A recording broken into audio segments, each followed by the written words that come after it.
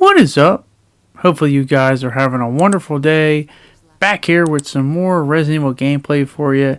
And today I got a fun video that I would like to experiment on and try with other Resident Evils, but I figured it'd be best to start with where it all began, and that is Resident Evil, and have Resident Evil Remake of all games be the one to showcase what I'm going to do today, which is find my favorite area / location in Resident Evil Remake. So, Resident Evil is known and synonymous with so many iconic locations, areas, rooms, that a lot of times you can just be lost just looking in the background and just admiring the majesty of some of these areas. So I figured it'd be a good way to show off my top 10 favorite areas / locations. But I like to showcase my own rules of what I try to put myself through so that you can understand why I came up to these locations in the first place. So without further ado, let's go over the rules. So my first rule is this. Obviously, I can't sit up here and say, alright, I'm going to take the mansion, because everyone will be taking that. We got to take rooms in the mansion, or areas. Now, rooms and areas aren't limited to just being indoors. They can be outdoors as well, but the size of an area does not depend on whether I pick one or not at all. Some are small rooms, some are big, large areas, but it's basically condensed to whenever you leave the area and go through the next loading door animation, that condenses an area. But there is a little bit of a gray spot that I want to address right now, because some areas, I'll have one of them on this list, might have two different levels in which you can't get to the same part of that area in the same doors. Like an easy example would be the dining room here, which has a top level as well as the bottom level we're on right now, but because they're so technically in the same room, I would account that. My next rule might be a little bit hard to understand why I did it this way, but I'll do my best to explain. I wanted to give a room impression based on my first time walking through it. Now, what I mean by that is how the room was when I first entered it. Because a lot of rooms change over time. Like, for instance, this one is famous for the dogs busting through the windows, but they don't bust through the windows when you first enter it. As well as some other rooms change depending on, where you are in the game. As well as, like, for instance, zombies might be busting through the windows not when you first enter the room, but later on, depending on if you picked up a certain item. Or enemies may change based on what point you are in the game. I didn't want to have that affect or taint how I feel about a room. I wanted to give that impression of when I first entered the room, how I first felt about it. And so whatever enemies were in the room the first time I entered it, that would count. But if it's something that happened later on, I wouldn't count it. That may be weird to some of y'all, so let me know how you would do your own rules and how you would come up with your own top 10 down below, because I'll be really eager to see what everyone else thinks. But without further ado, let's go to the rooms that just missed the cut. Now, this is a room that I'll be honest with you, I don't know if you'd probably see too many times on anyone's top 10 list, but this is one that personally I wanted it to make it, but just didn't quite make the cut. Now, the little backstory, why I like this room, I call it basically the bug room, but why I like this room so much is when I was a kid, everyone had that job they wanted to be when they grew up. Mine was I wanted to be an entomologist, a bug scientist, basically, is what it is. So, seeing all these bugs and different insects on the wall being hung up, as well as some of the other things in the room, and I do love the music choice for this room as well. It kind of encapsulates one of my dream scenarios of what I would love to have in my room as a kid. So, from a personal standpoint, I've always enjoyed this room. I also enjoy that when you do solve the little insect puzzle here to get the little puzzle trinket to get the magnum later on in the game. I just like how the thing you were wielding just magically comes to life and attacks you. But nonetheless, from a person who loves insects and critters, this would have been a dream room for me to have in my own house. So this one, I loved it, but didn't quite make the cut. The next area that didn't quite make the list either is when you go outside in the area that has the two weather vane puzzle that moves the dog statues. And I like this just because it has a lot of atmosphere in terms of the outdoor area. And I'll say this right now, being outside in the wooded area during this Resident Evil Remake might be more unsettling than even being inside the mansion, if that's even possible. Because I don't want to speak too much on it just because, wink wink, there might be another similar entry like this on this list. But that's the best way I can say it. It's like the further you leave the mansion in the background, the more you go into more just an unsettling, unfamiliar environment. I also like the little water going down the whole side of the rocks and on the ground. I like how the weather vanes go faster depending on the wind, the smoke, the atmosphere. It's really just a really well done, eerie environment. But alas, let's get into the top 10 with number 10. The first room you ever enter in the mansion. It's amazing to think this almost didn't make the list, but I feel like that would be a little bit blasphemous. I feel like what worked against this for me personally, why it almost worked out that way, is just because it's so synonymous with Resident Evil. It's just like, I feel like a lot of other rooms are done better, but because they're not the first thing you see, it just kind of got too popular for its own good. But putting that aside, it's an excellent room. It's basically the ultimate hub. It's the room you're going to spend the most time in more than any other Resident Evil room. It's a room you're going to ultimately go back and forth treading miles upon miles of backtracking. And it's got a lot of atmosphere. I also like how your basically body can glare up on the bottom of the floor with the lighting. You have a basement in the back stairs. You have multiple levels of it. You have tons of lights, tons of doors, and you're just wondering which one can I go into. And it gives you that whole overwhelming nature, especially the first time you play it. It has a really brilliant atmosphere. I also like the fact that if you want to, you can actually open that door and let in an enemy. But with the storm coming through the windows and just having all kinds of lights and shadows, you're overwhelmed by the majesty of this whole room. But at the same time, it's also kind of overbearing in terms of the looming, dreaded nature of what eventually you're going to have to put yourself in if you want to have any hope to survive. Dare I say it, it's probably the best first room of any Resident Evil game, period. That might be a little bit of a hot take, but if you don't agree with that, please let me know down below. But honestly, I don't think any first room is going to be more memorable or more iconic in a Resident Evil game than the first room you enter when you go into the mansion. So it did make this list. Maybe it's a little bit too low on the list for a lot of people, but nonetheless, it is number 10 on my list. So without further ado, let's move on to the next one. Number 9.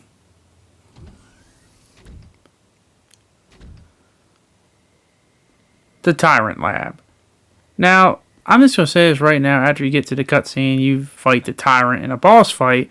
But this is actually the only one on this list that takes place in the lab. I definitely did not have as much affinity towards the areas as I did in the laboratory section compared to the rest of the mansion and the other houses and outside, etc. This was the only one that made the list. And I like it for the fact I like the glowing luminescent light effects they have, whether in the tubes or the computer screens, and how it glares on the floor, it glares on the side of the glass. It really stands out. I liked a lot of the test tubes. It's an excellent area and a solid area to fight and have a boss fight in. And I think what I had the biggest problem in with the laboratory sections as a whole is just a lot of them, they weren't bad, don't get me wrong, there's nothing wrong with them. But it's more on the fact that I feel like they just they are what you expect a lab section to be. I think that's always been Resident Evil's problem, is a lot of the lab sections, they don't have that atmosphere based on the earlier sections in the game, where it's kind of what you expect. It's the earlier sections that kind of have more of a story tell. Like, yeah, we know we're going to have labs, test subjects, and test tubes and stuff like that. We can always predict that. But nonetheless, the Tyrant Lab did make it to the list, but it's the only one from the lab section that did. So, at least we got one. At least we got one. But now we got to move on to the next one at number 8.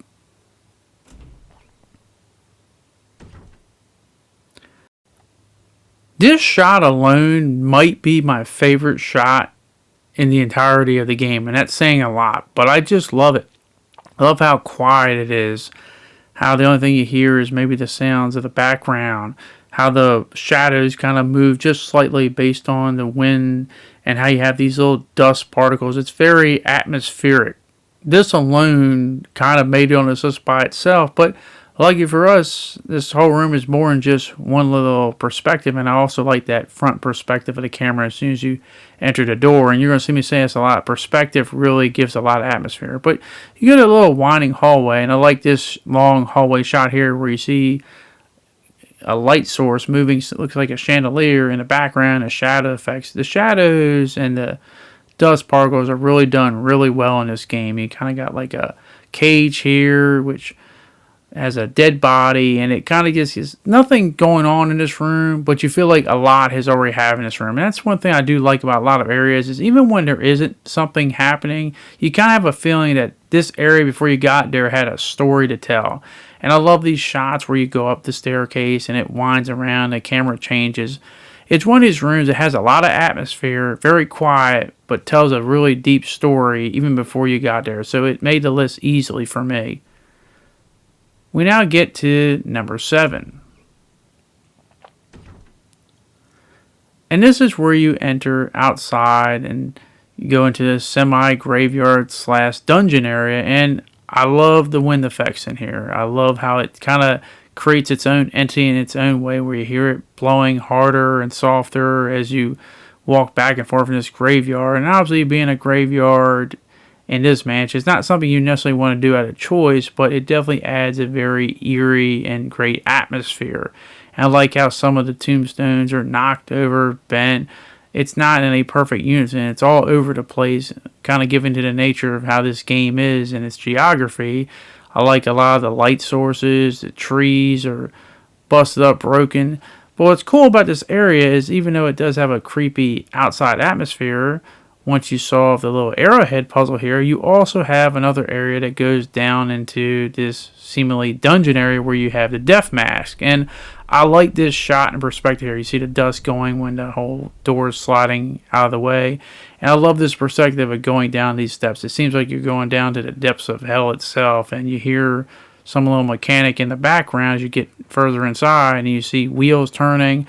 I love the shadows and the lighting with the fire. You have the death mask in the background, and you have this wheel churning and churning. What's it churning? And you finally get a sense of this casket that you kind of know that in the future I'm probably going to deal with inside of it. Not at this moment, but it gives a very good foreboding of what the future is going to hold. So an excellent area that has two distinctive things from its top level to its bottom level. Now we go with number 6. And this is one of those ones where it has multiple levels, but you get to them in 2 different doors. So it's one of those ones I talked about in my earlier rules, but it's the shark room. And what I love about this room is you don't really have too much time to admire it, even though it looks wonderful with the water effects and the lighting on the walls. But you got to move because it's fight or flight, and these sharks aren't going to give you too much time to think about it. And then if you notice in the water, you'll see an even bigger shark roaming around, and you're just wondering, oh boy, oh god, I got to move it. And the music is done really well here. A lot of atmosphere. You're put in an area that you're not really comfortable and used to, with having the water up to your waist. And by the way, how many people didn't have that key the first time they played and unfortunately met an untimely death? But that was just the beginning of it. Then we get to the bottom level after you drained all the water. And I like how the luminescent lights, they kind of glare on the ground. Looks really excellent. Very similar to the lab section with the Tyrant. And then you have all the water effects dropping down. Really done well. It gives you a sense of, I'm safe. But as soon as that shark moves, you're just kind of like, uh-oh, maybe not. He's going to come to life and get me. But remember, we talked about a big one, and yep, he's there in the background in a little bit of water. And let's just be honest. We ever saw Jaws, nobody is willing to want to go into a water with a shark in it. Nobody ever wants to do that. I love the water effects. And when you finally get up here, you get a little sense of what you're trying to get here. You get a little key item, but unfortunately, it can't be that simple. So when you go to grab the key item, it falls down. I love the music that plays here. And you're kind of just stuck between a rock and a hard place. Now, obviously, there's a way to get through this. And I'll admit, the first time I ever did this, I didn't think of this. I just jumped in and got eaten. But even with this electrical panel pushed in, even with you turning it on to shock the shark, it still doesn't change the effect. Even after the shark has been shocked to death, I'm still terrified for 2 reasons. One, because I'm still wondering if the water is still electrified, even though this thing burned itself out, because I'm just paranoid. And 2, I still don't trust that shark and his mouth right there, and the fact that he's like 4 times the size of me. Yeah, no thanks. So walking in front of him and get this key was definitely something I wanted to do. Get out as quickly as possible and leave, but it still doesn't change the effect of how very well done this area is. It doesn't give you time to think, and even when you have time to relax, you still just want to get out of here as fast as possible. Not because you don't like it, but because it makes you uncomfortable, and that's what makes the effect really good in my opinion. Next is number 5. Now this one is going to be the hardest one for me to explain why it's on this list, because I don't even know if I can make it make sense. First off, I like this whole perspective where you're in this narrow hallway and you can kind of see the enemy right there. I think it's a perfect placement of the enemy.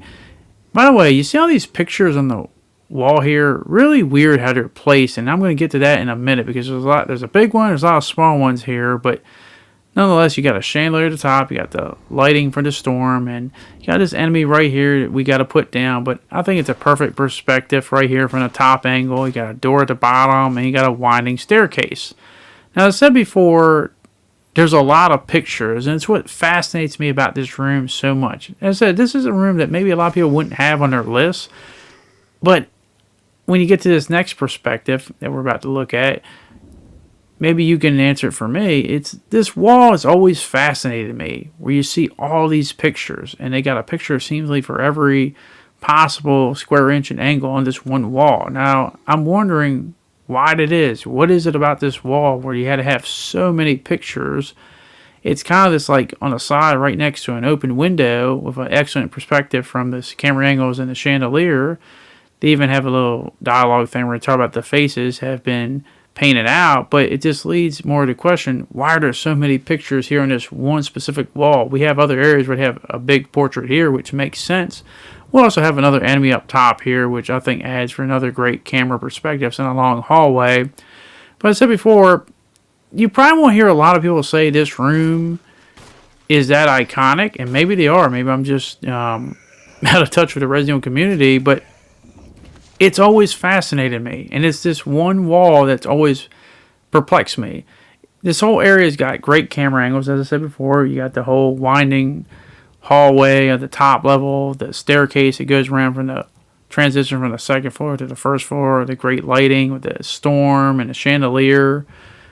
But it's this wall with the pictures that's always perplexed me. It's always it's one of those things where it's like, you know, you're not going to probably get a definite answer why it is, but it's one of those things I've always just been mesmerized by. Like, why did whoever put those pictures there, why did they do it that way? What was it about them that forced them to put all those pictures in that small little wall on that winding staircase? I know it may not seem like too perplexing to other people, but it's always kind of mystified me. And that's why I said some of these areas, they tell a story in their own right, even though they have nothing to do probably with the main overarching story, but it's a story inside a story, and that's the fascinating part of me. And also, I just love the whole transition of the camera angles from the top all the way to the bottom. So yes, that's one makes the list, even though that was the hardest to explain. Next is number 4. Oh yes, the Itchy Tasty Room. This is a room that seems like a normal room at first when you first enter it, but once again, it goes back to what I said earlier. It tells a story, and maybe has one of the most famous journal entries in Resident Evil period, as it recounts the last few days of someone who unfortunately has been affected, and also having a zombie in that closet makes it for an unsettling environment. But it's basically a short little bedroom with a desk and stuff all over the place with bottles, pills.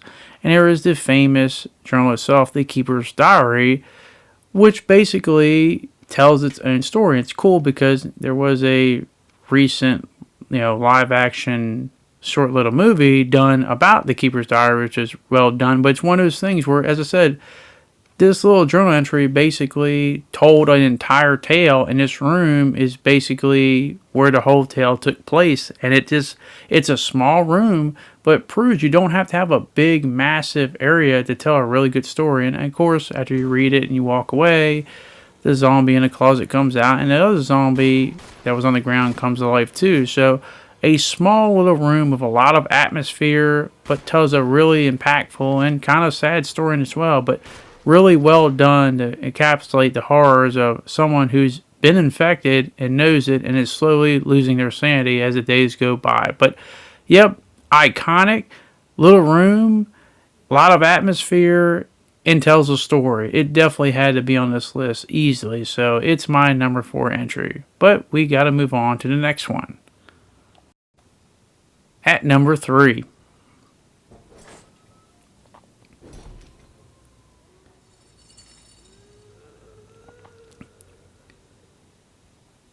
Yeah, that sound basically means you probably should turn around and walk away, but perfect just vibe to enter this whole area. So, recall I said earlier I had one of the outdoor areas that I wanted to be on the list but didn't quite make it. Well, one of the big reasons is because this one I think does it so much better. So that introduction with the chain of Lisa Trevor is definitely perfect for a first time player or just any type of vibe. But being out in the woods, I'll just say this right now with the whole smoke dust vibes, you hear in the background the ambient sounds and the trees and how the fences wind and they get more unpredictable and more trees overgrown. You realize you're farther away than the mansion than you have been this entire game. But for some reason, I feel more unprotected. There's not the walls to protect me. There's not that familiarity. It's like I'm more vulnerable and exposed than ever before. As I go further away, you start to see a little shack in the distance. I honestly believe if they ever made another version of this style of Resident Evil and they did one in the woods, man, it's amazing how much they could do with that because it's really just filled with so much atmosphere. I'm just waiting for something to jump. Even though I know nothing's going to jump out at me, it always feels like there's something could at any time. The forest and the woods had this atmosphere, and I like how you finally get to this shack and it's got this lighting with the moss around it. A really nice, creepy vibe that while you're farther away from the main mansion, you feel like you're more at risk than ever before. But we now move on to number 2.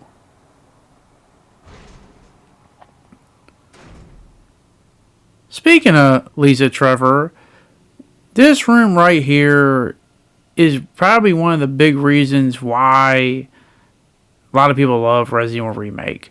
Because this is an edition based on the remake, is a whole Lisa Trevor involvement. And this whole area perfectly encapsulates that. You come in here and you get a really dreaded, creepy vibe. A bunch of dolls, chains, candles, just chairs, everything. You're just very unsettling. Nice perspective here, change from the top. And you get a good one with the lighting and seeing how many candles. A really just creepy vibe. And you realize, man, I don't know if I want to be here too much longer. And then it gets even worse when you have this water that comes up to your waist. That's never a good thing, and it gets even worse than that when you walk into it, and it has a really nice camera perspective change when you cut a corner and you see a bunch of snakes come at you from the bottom. So, yeah, you're definitely running for your life to get out of there. But as soon as you get in this area here, this is where that creepy vibe kind of turns into a very sad and somber thing as you finally realize that thing that's been terrifying you, making all the creepy sound effects and chains, was really in reality just a cute, sweet, innocent little girl that unfortunately was involved in the worst that man has to offer. And the whole tragic tale of Lisa Trevor is maybe one of the greatest and most tragic tales in Resident Evil, period. And that's why I just love this room. It goes from seeing the face of just pure just twistiness to basically getting to the point where you finally just kind of feel pity and sad for this poor girl who's simply trying to find mom and dad, but unfortunately is never going to see them in her disfigured state ever again, especially among the living, but constantly searches for it. And that's what I think a lot of people, if they were to say that Resident Evil Remake is the perfect remake, it's because of this whole edition of Lisa Trevor. You'll be damned to find anyone who doesn't love the whole edition from accounting her. But we're here to talk about her room, and her room is a perfect, I guess, 180 in terms of the spectra. The start of it, very creepy, unsettling. By the end of it, you just feel sad and somber and a lot of pity. Lisa Trevor, one of the most tragic and interesting tales in Resident Evil, bar none. And at last, number 1 and the grand winner of this whole thing, the final area, the heliport. And this easily is number 1 because, I mean, who wants to stay in this whole area anyway? I want to get the hell out of here. I'm about tired of this whole mansion, laboratory stuff. I mean, it's a blank square, got a forklift here, a few boxes, barrels, some lights. get me the hell out of here. This is the perfect time to just leave. And I mean, it's easily number one. There's no way it can't be number. All right, I'll stop playing around. So we've had all these great entries, but only one can truly be number one. So the real number one, my favorite area in Resident Evil Remake.